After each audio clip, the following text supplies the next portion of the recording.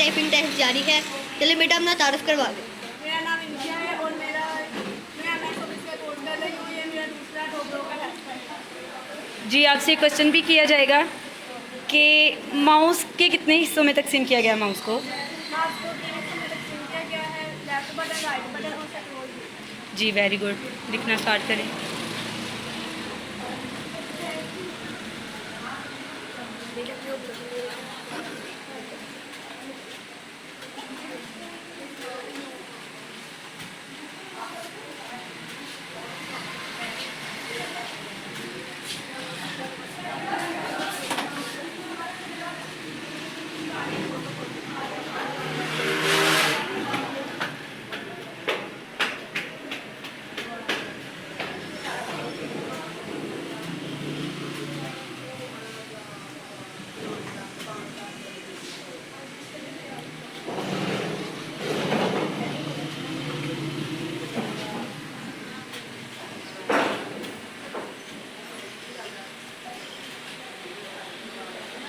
Forty, very good.